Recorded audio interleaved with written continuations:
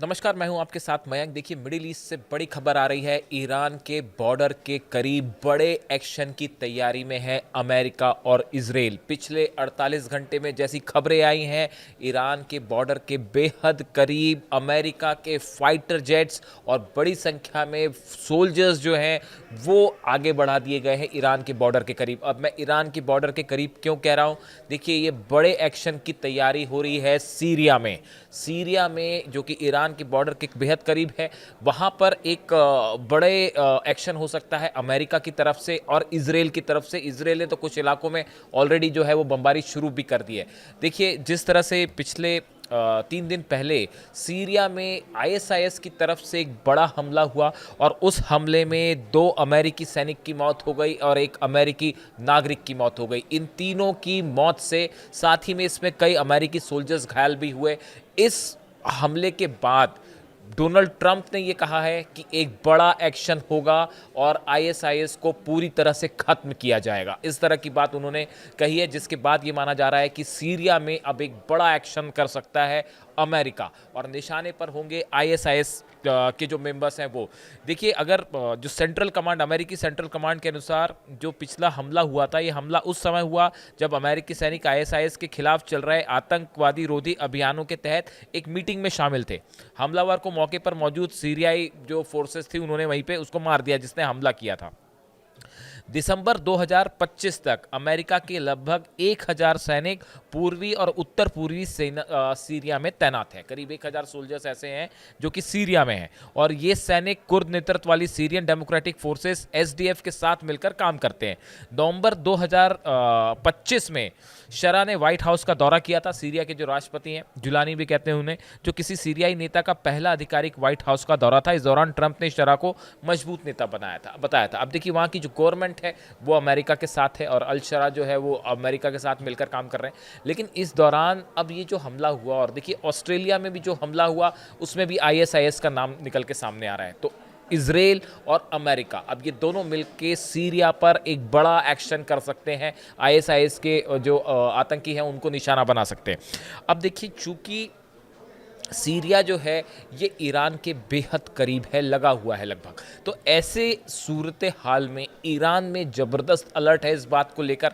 और ख़ासकर तब जब अमेरिकी जेट्स, माना जा रहा है कि सीरिया में भारी जो है बम्बार्डमेंट कर सकते हैं और लगभग 5 से 7 हज़ार बताए जाते हैं मेंबर्स जो कि आईएसआईएस के हैं, जो इस समय एक्टिव हैं सीरिया में। बड़ी सारी संख्या में उनको वहाँ से हटा दिया गया है, लेकिन फिर भी 5 से 7 हज़ार ऐसे मेंबर हैं आईएसआईएस के जो सीरिया के अलग अलग हिस्सों में एक्टिव हैं और वो समय समय पर हमला करते रहते हैं। उनको निशाना बना के अमेरिका बड़ा अटैक कर सकता है। और चूंकि ईरान बेहद करीब है और इस सूरत हाल में अगर अमेरिका के फाइटर जेट्स इजराइल सीरिया में अंदर घुस के कार्रवाई करते हैं, तो इसको देखते हुए ईरान ने अपने एयर डिफेंस सिस्टम को, अपने फाइटर जेट्स को, आईआरजीसी ने अपनी सेना को अलर्ट मोड पर रख दिया है कि अगर किसी तरह का कोई एक्शन होता है तो उस पर पैनी नज़र बना के रखी जाए कि कहीं कोई जेट ईरान की सीमा के अंदर तो दाखिल नहीं हो रहा।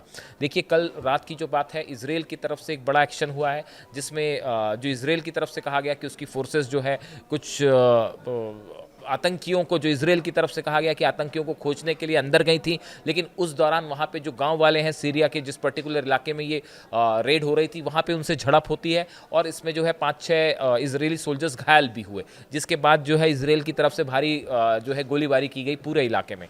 यानी अब देखिए, सीरिया एक ऐसा आईएसआईएस का हमला जो कि ऑस्ट्रेलिया में हुआ और जिस तरह से सीरिया में हमले में 2 अमेरिकी सोल्जर्स मारे गए और एक घायल हुआ सिटीजन, उसके बाद से सीरिया अब एक नया बैटल ग्राउंड बन गया है। देखिए, सीरिया में जो है काफ़ी समय से एक प्रकार की जंग छिड़ी हुई है।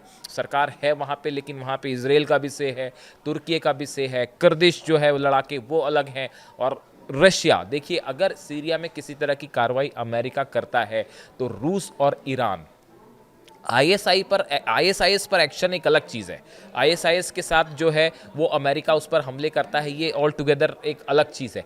लेकिन अगर ईरान के करीब अमेरिकन फाइटर जेट्स या इजराइल के फाइटर जेट्स जब भी कोई मूवमेंट करते हैं, तो ये ईरान के लिए एक बड़ी खबर होती है। ईरान उसको लेकर पूरी तरह से अलर्ट है। बताया जाता है कि ईरान ने अपने मिसाइल्स को जो है वो अलर्ट मोड पर कर दिया है कि अगर कहीं ऐसा ना हो कि सीरिया के हमले के लिहाज से जो है वो मामला ईरान को लेकर एक बार फिर कोई प्लानिंग ना हो जाए।